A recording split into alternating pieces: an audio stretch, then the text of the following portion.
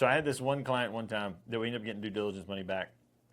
The house, they had pressure washed the roof and then painted it with spray paint so that it looked like it was a new roof. And so, That's a great idea in sort of a backwoods, redneck kind of way. Dishonest sort of way. Man, that's like got some weirdness to it.